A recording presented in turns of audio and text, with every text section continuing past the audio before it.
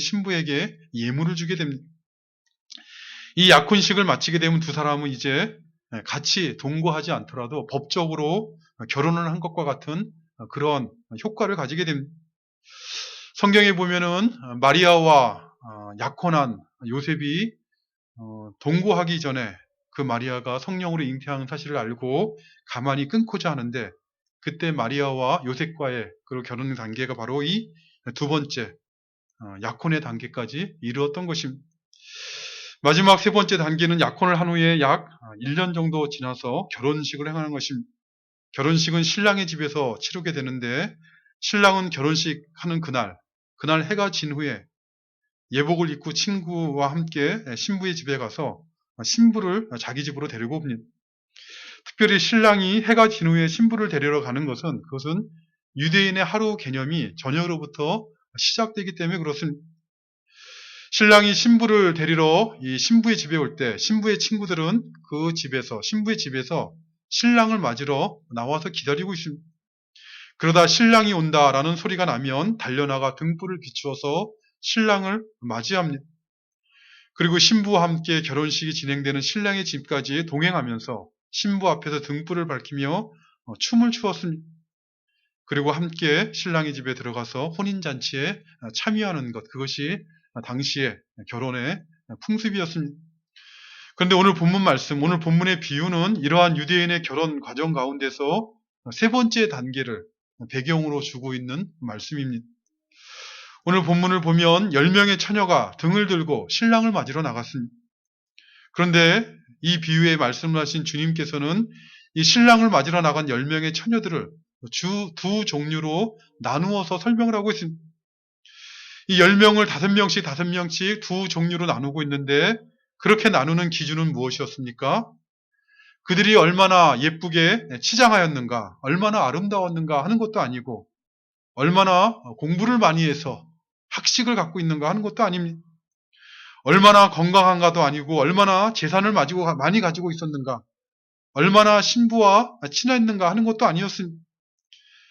그럼 무엇입니까? 오늘 보면 2절 말씀을 보니 그 중에 5은 미련하고 5은 슬기 있는 자라라고 말씀하고 있습니다. 그러니까 10명의 처녀들을 나누는 그 기준은 그들이 미련한 자들인가 아니면 슬기로운 자들인가 하는 것이었습니다. 5명은 미련한 자들이었고 5명은 슬기로운 자들이었다, 이렇게 나누고 있는 것입니다. 도대체 어떤 사람들이 미련한 자들이고 어떤 사람들이 슬기로운 자라라고 말씀하고 있는 것입니까? 아니, 왜 5명은 미련한 자라 말씀하시고 5명은 슬기로운 자라라고 말씀하고 있는 것입니까? 이어지는 3절과 4절 말씀을 보니 그 이유와 근거를 밝히고 있는데, 미련한 자들은 등을 가지되 기름을 가지지 아니하였고 슬기 있는 자들은 그릇에 기름을 담아 등과 함께 가져갔다라고 말씀하고 있습니다. 미련한 자들은 등은 가지고 있지만 기름을 가지고 가지 않았다, 이렇게 말씀하고 있죠. 물론 해가 진 후에 시작될 결혼식을 위해 등을 가지고 간 것이니 그들의 등잔 안에는 이미 기름이 들어있었을 것입니다. 그렇기 때문에 신랑을 기다리던 처음에는 저녁이 되더라도 등불을 밝히는데 어려움은 없었을 것입니다. 그런데도 예수님께서는 그들을 미련한 자라라고 말씀하고 있습니다. 왜 그랬을까요? 여분의 기름을 다른 그릇에 준비하지 않았기 때문이라, 이렇게 말씀하고 있는 것입니다. 사실 자기들이 생각하는 것이나 자기들이 기대하는 것보다 신랑이 늦게 올 수도 있는 것인데, 언제 올지 사실은 알 수 없는 것인데, 그것을 미리 생각하지 아니하고 여분의 기름을 준비하지 않았다라는 점에서 그들은 미련한 자라, 이렇게 말씀하고 있는 것이죠. 반면에 슬기로운 자들은 등잔만 가지고 간 것이 아니라 그릇에 기름을 담아 함께 가지고 왔습니다. 그들의 등잔 안에도 사실은 이미 기름이 담겨 있었을 것입니다. 그러니 등잔만 가지고 가도 되는 것이었는데, 그들은 다른 그릇에 여분의 기름을 담아 준비해 가지고 간 것입니다. 사실 어떻게 생각해 보면 다른 그릇에 여분의 기름을 준비해 간 처녀들이 오히려 미련한 것은 아닌가라고 생각될 수도 있습니다. 왜요? 대개 신랑이라는 사람들은 어떻게 합니까? 신부를 빨리 와서 데리고 가고 싶어 합니다. 해가 지자마자 빨리 와서 신부를 데리고 가는 것이죠. 대개 신랑들은 빠른 걸음으로 오기 때문에 해가 지자마자 초저녁에 신부 집에 도착합니다. 그래서 대부분의 혼인식의 경우에는 여분의 기름이 필요하지 않았던 것입니다. 그렇기 때문에 다른 그릇에 기름을 준비해간 처녀들은 신랑의 마음도 모르는 어리석은 자라라고도 생각할 수 있는 것이죠. 뿐만 아니라 신랑을 맞이할 때 한번 생각해 보십시오. 그 신랑 앞에 나아갈 때 가능하면 간편하게 신랑을 맞이하는 것이 좋을 것입니다. 거추장스럽게 기름을 담은 그릇을 가지고 다니면서 신부 앞에서 춤을 춘다는 그것은 어리석어 보일 수도 있는 것입니다. 그럼에도 불구하고 우리 주님께서는 비유를 시작하면서 미리 밝히셨습니다. 여분의 기름을 다른 그릇에 담아가지고 갔던 5 처녀, 이들이 슬기로운 처녀였다라고 밝히고 있는 것입니다. 왜 그들을 슬기롭다라고 말씀하고 있는 것입니까? 5절에 보니 신랑이 더디웠다는 것입니다. 신랑에게 무슨 사연이 있었는지는 모르지만 신랑이 그들이 기대했던 것보다, 그들이 생각했던 것보다 더 늦게 온 것입니다. 그래서 어떤 일이 일어났습니까? 5절 말씀해 보니 그 사이에 신랑을 기다리던 10명의 처녀들은 기다리다 지쳐서 모두 잠이 들고 말았습니다. 미련한 처녀들만 잠이 든 것이 아니라 슬기로운 처녀들까지도 모두 지쳐 졸다 잠이 들고 만 것입니다. 그러다가 한밤중에 소리가 났습니다. 신랑이 오고 있으니 맞으러 나오라 라는 소리가 난 것입니다. 이에 10명의 처녀들은 깨어서 몸을 정돈하고 등불을 손에 들었습니다. 그런데 등불을 보니 그들이 졸며 자는 동안에도 어떤 일이 있었습니까? 등불은 타고 있었습니다. 그래서 기름이 다 소모되어서 금방이라도 꺼질 것 같은 그런 상황이 된 것입니다. 이때 기름을 다른 그릇에 담아 준비해간 5명의 처녀들은 걱정이 없었습니다. 그들이 준비해간 여분의 기름을 사용하면 되었기 때문입니다. 그러나 여분의 기름을 다른 그릇에 준비하지 않은 5 처녀는 걱정이 되었습니다. 혼인잔치에 갈 때까지 등불을 밝힐 수 없는 것은 아닌가라고 걱정하게 된 것이죠. 그래서 그들은 8절 말씀처럼 기름을 예비한 슬기로운 처녀들에게 기름을 나눠달라라고 요청합니다. 그러나 이 기름을 준비한 슬기로운 처녀들은 다른 사람들과 나누어 쓸 만큼 많은 양의 준비를 한 것은 아닙니다. 그저 자신이 쓸 만큼 준비가 된 것이죠. 이에 다급해진 5 처녀는 다른 그릇에 기름을 준비하지 못한 5 처녀는 기름을 사러 나갔습니다. 그러나 그들이 돌아오기 전에 혼인 행렬은 시작되었고 끝이 나고 말았습니다. 신랑은 신부를 데리고 혼인잔치가 벌어진 집으로 들어가 버리고 혼인집 문은 굳게 닫혀버린 것입니다. 잔치가 한창 무르익을 무렵 등을 들고 도착한 처녀들은 문을 두드렸습니다. 문을 열어달라 요청을 한 것이죠. 그러나 혼인잔치가 열리고 있는 집주인은 뭐라고 합니까? 내가 너희를 도무지 알지 못한다 라고 대답했습니다. 한번 닫힌 그 문은 다시 열리지 않는 것입니다. 그래서 결국 그들은 그 5 처녀는 혼인잔치에 들어가지 못하게 되었다라는 것이 오늘 본문의 비유의 내용입니다. 예수님께서는 이 비유를 통해 무엇을 우리에게 교훈하고자 하신 것입니까? 오늘 본문을 보면 10명의 처녀들은 모두가 다 신랑을 맞이하고자 했던 사람들이요. 등불을 준비하고 신랑을 기다리던 사람들입니다. 5명의 처녀만 기다린 것이 아니라 겉으로 볼 때는 모두가 그 신랑과 함께 혼인잔치에 참여하고자 하는 그런 기대와 마음을 가지고 기다리던 사람들입니다. 그런데 이렇게 주님을 기다리던 사람들 가운데 모두가 다 혼인잔치에 들어가는 것이 아니라 미련한 5 처녀와 같은 사람이 있고 슬기로운 5 처녀와 같은 사람들이 있다는 것입니다. 모두가 다 천국잔치에 들어가는 것이 아니라 기름을 준비한 지혜로운 처녀와 같은 자들은 천국에서 행해지는 혼인잔치에 들어가게 될 것이요. 기름을 준비하지 못한 어리석은 자와 같은 그런 사람들은 들어가지 못할 것이다 라고 교훈하고 있는 것입니다. 그러니 어떻게 하라는 것입니까? 마지막 13절에 보면 주님께서는 이 비유의 결론적인 교훈의 말씀을 이렇게 말씀하셨습니다. 그런즉 깨어있으라. 너희는 그날과 그때를 알지 못하느니라. 알지 못하니 깨어있으라는 것이죠. 어떤 일에 깨어있으라는 것입니까? 슬기로운 5 처녀처럼 신랑을 맞아 혼인잔치에 들어가는 그 일을 준비하는 일에 깨어있으라는 것입니다. 이 땅에 다시 오실 주님과 함께 우리 인생의 마지막 날에 그 천국 잔치에 들어갈 수 있도록 준비하는 일에 깨어 있으라라고 말씀하고 있는 것입니다.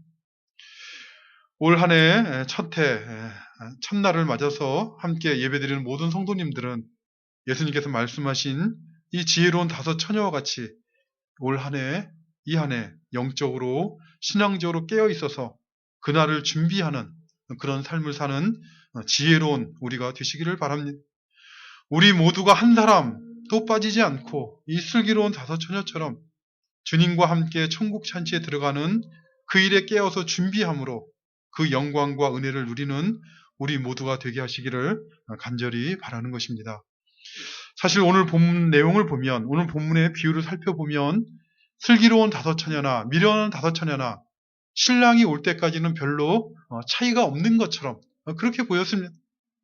다 같이 신랑을 맞이할 등잔을 준비하였고 다 같이 신랑을 기다리고 있었습니다. 뿐만 아니라 신랑이 더디 오게 되자 모두가 다 졸다가 잠에 빠지기도 하였습니다. 그러나 그들의 차이점, 그들의 미련함과 지혜로움은 언제 드러나는 것입니까? 신랑이 오기 전에 드러나는 것이 아니라 신랑이 오게 될 때, 그때 그 이후에야 비로소 드러나게 되었습니다. 10명의 처녀들을 미련한 자와 슬기로운 자로 구별하는 결정적인 차이는 그것은 신랑이 왔을 때, 그때 드러났다는 것입니다. 그릇에 기름을 담아가지고 준비하고 있었는가? 아니면 다른 그릇에 기름을 준비하지 못했는가 하는 것이 그 신랑이 오고 난 후에 드러났다는 것입니다.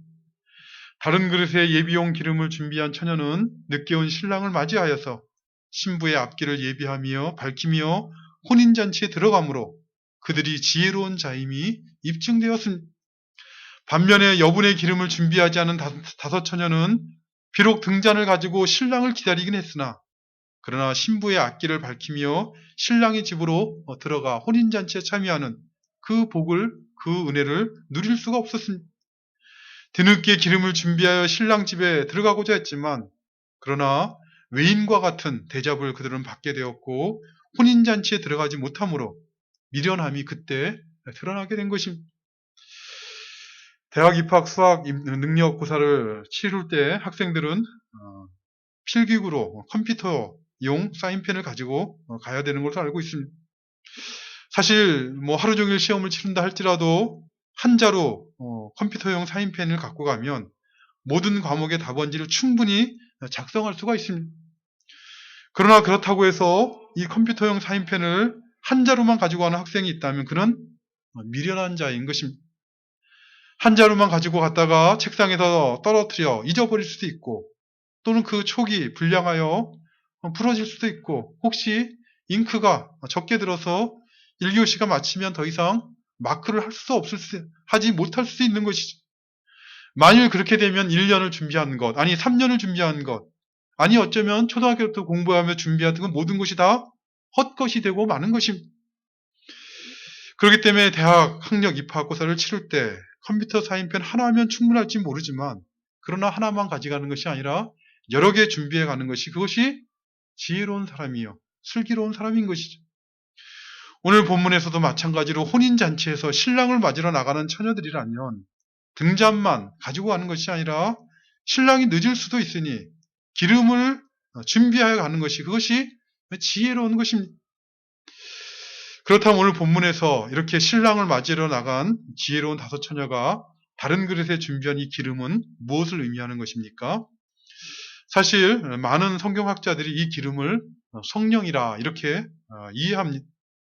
왜냐하면 성경에서 기름이라는 것은 성령의 부음, 성령의 임재를 상징하는 것으로 이렇게 많은 부분에서 가르치고 있기 때문에 그렇습니다. 예를 들면 구약시대 이스라엘 백성들은 그들 위에 왕이나 제사장이나 선지자를 세울 때는 기름을 부어서 그들을 세우는 것이죠. 이때 기름을 붓는다는 것은 그것은 하나님께서 맡기시는 그 직분을 감당할 수 있도록 성령의 능력이 함께 부어지는 것을 상징하는 그런 의미입니다. 성령께서 그 직분을 맡은 자들에게 그 능력으로 부어짐으로 그 일을 감당하도록 하신다라는 그런 상징이라는 것입니다. 예수님도 성령으로 기름을 부으사 메시아로서 하나님께서 맡기신 구원의 사역을 감당하신 것입니다. 이처럼 성경에서 기름이라는 것이 성령과 관계 있는 것이 분명함에도 불구하고 오늘 본문의 비유에서 이 기름을 성령으로 이해하는 것은 사실 좀 무리가 있는 이해입니다. 왜냐하면 성경에서 성령이 부어진다라는 것은 성령이 부어진 모든 사람들은 구원받는다라는 것을 의미하는 것이기 때문에 그렇습니다. 오늘 본문의 비유에 비추어 말한다면 성령이 부어진 사람들은 반드시 혼인잔치에 참여하는 것이 마땅하다는 것이죠. 그런데 오늘 본문 말씀을 보면 혼인잔치에 참여하지 못한 미련한 다섯 처녀도 사실 처음에는 등불을 켤 기름이 있었습니다. 8절에 보니 이렇게 미련한 다섯 처녀는 슬기로운 다섯 처녀에게 요청을 하죠. 우리 등불이 꺼져가니 너희 기름을 좀 나눠달라. 무슨 말입니까? 우리 등불이 꺼져간다라는 말을 통해서 이 미련한 다섯 처녀의 등에도, 등잔 밑에도 사실은 기름이 원래 처음에 있었다는 것을 알 수가 있습니다. 그런데 만일 이 기름을 성령으로 이해한다면 이 미련한 다섯 처녀도 성령이 있었던 사람들이요. 그렇다면 성경 전체의 가르침에 비추어 생각하면 혼인잔치에 참여하는 그것이 마땅한 것입니다. 그러나 이렇게 처음에 기름을 가지고 있었던 다섯 처녀는 혼인잔치에 참여하지 못하였기 때문에 전체 성경의 교훈에 비추어 생각할 때 이 기름을 성령으로 이해하는 것은 좀 무리한 이해다. 이렇게 말씀드리는 것입니다. 사실 오늘 본문에서 이 기름 자체가 무엇을 의미하는가 하는 것은 큰 의미는 없습니다. 어리석은 처녀들도 기름이 부족하긴 했지만 기름이 있었기 때문에 그렇습니다. 사실 여기서 중요한 것은 이 슬기로운 처녀들이 다른 그릇에 준비한 그 기름이 하는 역할과 성격이 무엇인가 하는 것이 훨씬 더 오늘 본문을 적용적으로 이해하는 데 있어서 중요한 것입니다. 오늘 본문의 비유에서 이 슬기로운 처녀들이 다른 그릇에 준비한 기름은 무엇을 하기 위한 것입니까? 그것은 신랑을 맞이하여서 신랑이 오는 길을 밝히고 신랑의 집으로 같이 동행하며 그 혼인 행렬의 길을 밝히기 위한 것이죠. 신랑을 맞으러 나가는 처녀들이 혼인잔치에서 감당해야 될 역할, 신랑과 함께 신부를 데리고 신랑의 진까지 가는 그 길을 밝히는데 반드시 필요한 것이 바로 이 다른 그릇에 담아간 기름인 것이죠. 보충할 예비 기름을 준비하지 못한 어리석은 처녀들은 비록 등은 가지고 있어도 그 기름이 부족함으로 신랑과 함께 그 집으로 들어가는 지구까지 가는 혼인 행렬을 밝힐 수가 없었습니다. 그 기름이 부족함으로 신랑과 함께 혼인잔치가 열리는 집까지 동행할 수가 없었습니다. 그 결과 그들은 혼인잔치에 들어가지 못하게 된 것입니다. 반면에 다른 그릇에 이 예비할 그 기름을 준비한 슬기로운 처녀는 어두운 밤길에 밝은 빛을 비추며 신랑과 함께 혼인잔치가 열리는 집까지 동행할 수가 있었습니다. 그러니까 이 기름으로 인해서 그들에게 맡긴 일을 감당하며 빛을 비추며 그 신랑과 동행할 수가 있었던 것이죠. 그렇다면 오늘 본문을 우리가 적용적으로 이해할 때 신랑 대신 예수님과 함께 예수님을 기다리는 자들이 그 혼인잔치에 들어가기 위해 준비해야 될 것은 무엇이겠습니까? 천국의 혼인잔치에 들어가기까지 신랑 대신 예수님과 동행하기 위해서 준비해야 될 것은 무엇이라고 성경이 가르치고 있는 것입니까? 요한일서 3장 2절과 3절을 보면 사도 요한은 이렇게 교훈하였습니다. 사랑하는 자들아, 우리가 지금은 하나님의 자녀라.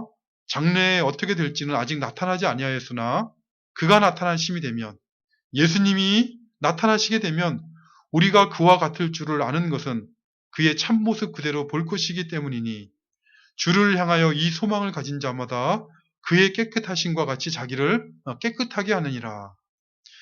그러니까 주를 향하여 이 소망을 가진 자마다 그의 깨끗하심과 같이 자기를 깨끗하게 하는 것, 그것이 그 소망을 가진 사람이 이 땅에서 살아갈 때 합당한 모습이다라고 교훈하고 있는 것이죠. 이 주를 향한 이 소망, 주를 향하여 이 소망을 가진 자마다 이 소망이라는 것은 주님이 다시 나타나시게 되면 주님을 맞이하게 될, 주님을 맞이하여 만나게 될 그 소망입니다. 그 소망을 가진 자마다 이 땅에서 어떻게 살아야 된다는 것입니까? 그의 깨끗하심과 같이 자기를 깨끗하게 해야 된다라고 말씀하고 있습니다. 이 깨끗함이라는 것은 그것은 죄로부터의 깨끗함을 말하는 것이죠.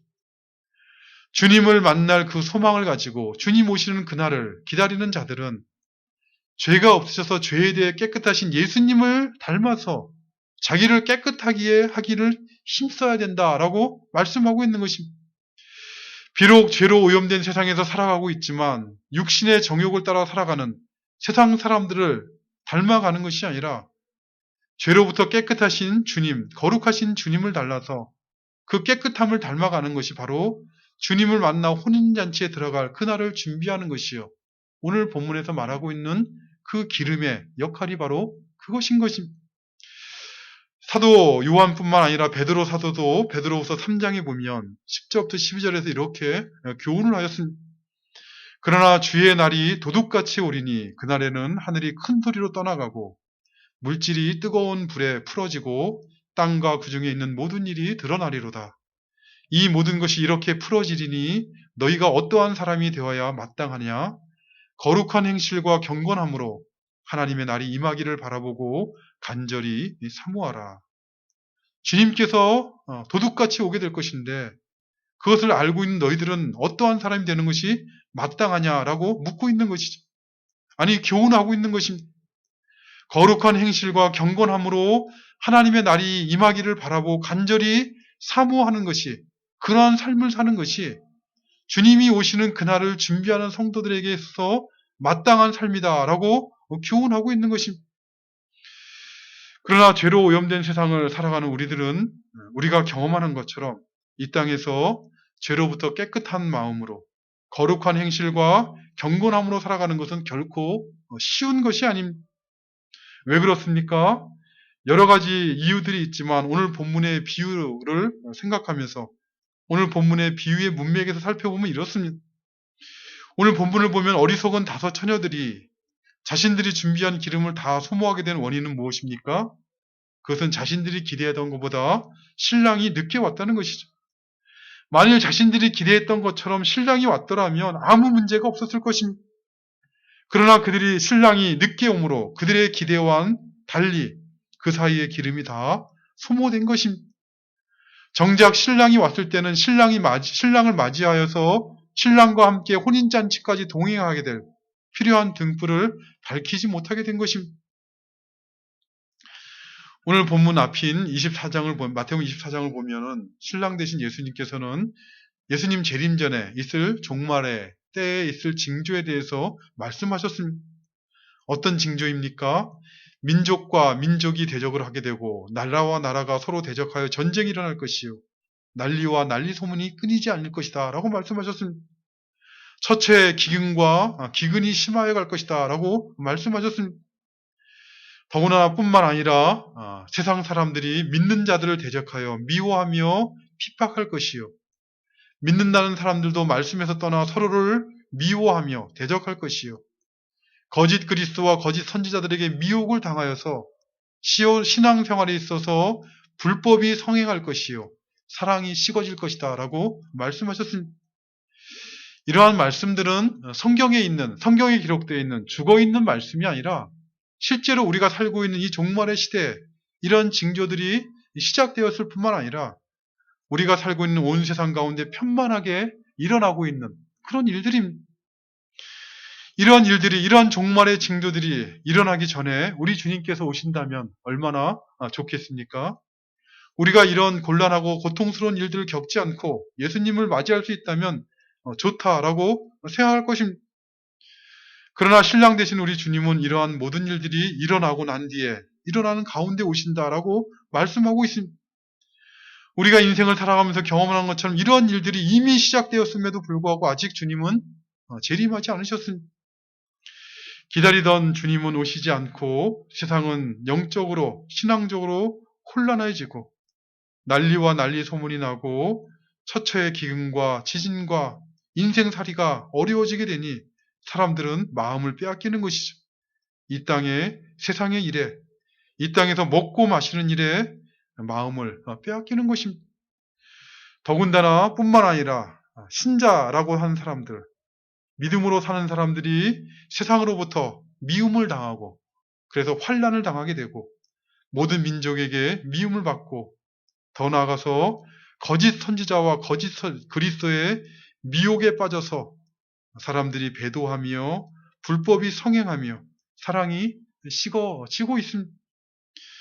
이런 일을 당하게 될 때 사람들은, 신자들조차도 하나님을 바라보지 못하고 세상을 바라보는 것입니다. 하나님을 바라보던 사람들도 시험에 빠져서, 유혹에 빠져서 영적인 잠이 들게 되는 것이죠. 디모데후서 3장 1절부터 5절을 보면 사도 바울은 영적인 아들인 디모데에게 종말의 시대에 대해서, 그가 복음을 증거할 이 종말의 시대에 대해서 이렇게 교훈을 합니다. 너는 이것을 알라. 말세에, 곧 종말의 때에, 종말의 시대에는 고통하는 때가 될 것이니 사람들이 자기를 사랑하며 돈을 사랑하며 자랑하며 교만하며 비방하며 부모를 거역하며 감사하지 아니하며 거룩하지 아니하며 무정하며 원통함을 풀지 아니하며 모함하며 절제하지 못하며 사나우며 선한 것을 좋아하지 아니하며 배신하며 조급하며 자만하며 쾌락을 사랑하기를 하나님을 사랑하는 것보다 더하며 경건의 모양은 있으나 경건의 능력은 부인하니 이 같은 자들에게서 내가 돌아서라. 누구에 대해서, 종말에 있을 누구에 대해서 말하고 있는 것입니까? 이것은 사실 세상 사람들의 모습이기도 하지만 실상은 신앙생활하는, 예수님을 믿는다고 하는 사람들의 모습에 대해서, 종말의 모습에 대해서 예언적으로 경고하고 있는 말씀입니다. 어떻게 그것을 알 수 있습니까? 그 마지막에 보면 이렇게 해야죠. 쾌락을 사랑하기를 하나님 사랑하는 것보다 더할 것이요. 경건의 모양은 있으나 경건의 능력은 부인하는 자들이라. 이렇게 말씀하고 있습니다. 누구에 대한 말씀입니까? 하나님을 사랑한다고 하는 사람들, 하나님을 믿는 신앙의 모습들을 가지고 살아가는 사람들에 대해서 말하고 있는 것입니다. 그런데 그러한 가운데서, 이렇게 신앙적인 배도와 불법이 성행하는 가운데서도, 세상의 유혹과 시험 가운데서도 끝까지 참고 견디고 자기 마음의 깨끗함과 정직함을 지키고 거룩한 삶을 살아가는, 그런 삶을 사는 것, 그런 삶을 사는 것은 결코 쉽지 않을 것이지만 그것이 바로 영적으로 깨어서 주님을 기다리는, 예수님의 재림을 준비하는, 오늘 본문에 있는 다른 그릇에 기름을 준비한 처녀와 같이 슬기로운 삶을 사는 것입니다. 어떻게 우리가 이러한 세상 가운데서 거룩한 삶을, 영적으로 깨어서 예수님의 재림을 준비하는 삶을 살 수 있는 것입니까? 사도 바울은 데살로니가후서 5장 23절과 24절에서 이렇게 교훈을 하고 있습니다. 평강의 하나님이 친히 너희를 온전히 거룩하게 하시고 또 너희의 온 몸과 온 영과 혼과 몸이 우리 주 예수 그리스도께서 강림하실 때 흠없게 보존되기를 원하노라. 너희를 부르신 이는 미쁘시니 그가 또한 이루시리라. 그러니까 하나님께서 너희를 친히 온전하게 거룩하게 하셔서 예수님께서 오실 때 너희로 흠이 없는 자로 나타나게 되기를 원한다는 것입니다. 온전히 거룩하고 흠이 없는 자로 나타나야 예수 그리스도의 강림하심을 준비하는 그런 삶을 사는 것이다 라고 말씀하고 있는 것이죠. 그런데 누가 우리를 그렇게 준비시키는 것입니까? 내가 그렇게 살아라 라고 말씀하고 있는 것이 아니라 너희를 부르신 이는 미쁘시니 그가 또한 이루시리라 이렇게 말씀하셨습니다. 너희를 부르신 이, 곧 하나님께서, 신실하신 하나님께서 너희 가운데 간섭하시고 너희 인생의 날 가운데 섭리하심으로 너희가 그날에 흠이 없이 주 앞에 세우도록 하는 그 일을 이루실 것이다 라고 말씀하고 있는 것입니다. 사도 바울은 빌립보서 1장 6절에서도 이렇게 교훈하고 있습니다. 너희 안에 착한 일을 시작하신 그 이가 그리스도 예수의 날까지 이루실 줄을 우리는 확신하노라 라고 교훈하고 있습니다. 너희 안에 착한 일을 시작하신 이에서 착한 일이 무엇이겠습니까? 바로 세상적으로 보는 어떤 윤리적인 도덕적인 착한 일이 아니라 하나님의 자녀답게 그 말과 행실이 거룩하여져 가는 것입니다. 구원받은 자녀답게, 하나님의 자녀답게 흠이 없는 자가 되도록 하는 그 일이 바로 그 착한 일인 것입니다. 그 일을 시작하신 그 하나님께서 예수의 날까지, 예수님 재림하신 그날까지 이루어 가실 것을 나는 확신한다라고 이렇게 교훈하고 있는 것입니다. 하나님께서 구원의 은혜를 베푸신 신자들의 생애 가운데 간섭하셔서 그들을 세상의 시험과 유혹 가운데서 단련하시고 훈련하시고 교육하시고 바른 길로 인도하심으로 그렇게 그 일을 이루어 가신다라고 분명하게 교훈하고 있는 것입니다.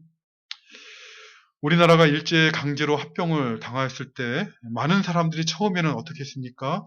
해방의 날, 독립의 날을 기다리며 그날을 소망하며 독립운동을 하였습니다. 국내에 살던 사람들은 국내에서, 해외로 나간 사람들은 해외에서 일제에 저항하며 독립운동을 했습니다. 그래서 1919년에는 일제에 합병된 지 10년이 되지 않아서는 전국적으로 이렇게 3.1운동도 일어난 것입니다. 그러나 시간이 흘러가고 독립은, 해방은 오지 않았습니다. 그러자 어떻게 되었습니까? 많은 사람들이 변절하기 시작합니다. 심지어 3.1운동 때 그 독립선언서를 기초했던, 독립선언서를 작성했던 사람들조차도 변하지 않는 현실을 바라보면서 더 이상 독립은 오지 않을 것이다 라고 생각하면서 일제에 협력하며 변절하기 시작하는 것입니다. 그것은 일반적인 사람들뿐만 아니라 하나님을 믿는 신자라는 사람들도 마찬가지였습니다. 한국 기독교의 사를 보면 교회 안에 초대 1900년이 들어오면 여러 교단의 종파들이 한국 교회로 들어오게 되는데 성공회, 성결교, 구세군, 감리교, 이 모든, 심지어 안식교도 마찬가지죠. 모든 교단과 교파가 점차 신사참배를 결의하였고 마지막에는 장로교 역시 1938년에 평양에서 열린 27차 총회에서 신사참배를 결의하고 즉시 나아가서 신사에 가서 참배를 드렸습니다. 기다리던 독립이 오지 않자 더 이상 독립의 소망을 잃어버리고 일제의 신민으로 살아야 된다라고 생각하기 시작한 것이죠. 그러나 어떻게 되었습니까? 그들이 기대하지 않았을 때, 생각하지 않았을 때 하나님의 섭리 가운데 해방이 되고 독립이 된 것입니다. 우리가 암살이라는 영화 마지막 장면을 보면은 반민특위 법정에서 풀려난 염석진이라는 사람을 안옥균이라는 사람이 암살하는 장면이 나옵니다. 그를 암살하기 직전에 안옥균이 염석진에게 이렇게 묻습니다. 너는 독립을 위해서 일제와 싸우느라서 내 몸에 6발의 탄환을 받고 사는 그런 사람인데 그런 내가 어찌하여서 왜 동지를 팔았느냐, 왜 이렇게 변절했느냐라고 묻습니다. 그때 염석진이 뭐라고 대답합니까? 몰랐으니까, 해방될 줄을 몰랐으니까, 내가 알았으면 그렇게 변절했겠느냐라고 큰 소리를 칩니다. 마찬가지입니다. 신랑이 언제 올 줄 모르는 것이죠. 늦게 올 줄 모르는 것이죠. 우리 주님의 재림이 자신이 생각하고 기대했던 것처럼 이루어지지 않는다는 것을 모르는 사람들은 미처 준비하지 못하는 것입니다. 주님께서 오신다고 하셨지만 오셔서 악한 자들을 벌하시고 하나님의 백성들에게 약속된 평안과 안식을 주시기는커녕 우리가 있는 세상은 점점 더 혼란해지고 악하여져 가고 있습니다. 이 세상은 더 이상 주님의 재림을 기다리지 말라라고 미혹하고 시험하고 유혹하는 것이죠. 이런 일 저런 일로 신앙생활하는 하나님을 믿는 자는 신자들의 마음을 시험하고 마음을 빼앗는 것입니다. 그래서 결국 오늘 본문에 있는 미련한 다섯 처녀처럼 주님을 기다린다라고 고백하는 사람들 가운데 깨어있지 않는 자들은 주님의 재림을 준비하지 못하게 되는 것입니다. 오늘 본문 열처녀 비유는 주님께서 언제 오신다라고 하더라도 늦게 오셔서 사람들이 환난과 시험과 미혹에 빠져 있다 할지라도 끝까지 인내하면서 영적으로 깨어서 자기 마음 안에 있는 깨끗함을 지키고 주님의 재림을 기다리는 신자다운 그 소망을 가진 신자다운 삶을 사는 일에 힘써야 될 것을, 하나님의 자녀들께 살아야 될 것을 교훈하고 있는 것입니다. 예수님의 재림으로 완성될 천국을 소망하는 신자는 그 천국을 기대하고 소망하는 삶을 살기 때문에 그것을 기대하거나 소망하지 않는 사람들과는 다른 삶을 살아야 되는 것입니다.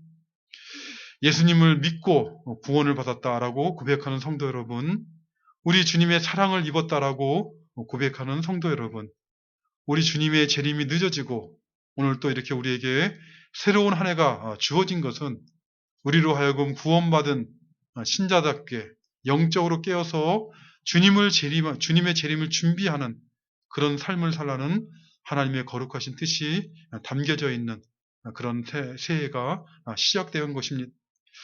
우리 주님께서는 반드시 다시 오실 것이고 또 주님께서 부르시면 우리는 언제든지 주님 앞에 나아가야 된다는 것을 새로운 한 해를 시작하면서 우리 마음 가운데 깊이 생각하시며 주님 안에 거하길 힘쓰시는 한 해가 되시기를 바랍니다. 우리의 말과 행실로 우리 주님이 오심을 기다리는 사람답게 우리 주님이 기뻐하시는 거룩한 열매를 맺기를 힘쓰는 그런 한 해가 되시기를 간절히 바라는 것입니다. 아버지 하나님 감사합니다. 오늘도 저에게 또 새로운 날, 새로운 한 해를 시작하는 복된 날을 허락하여 주셨습니다.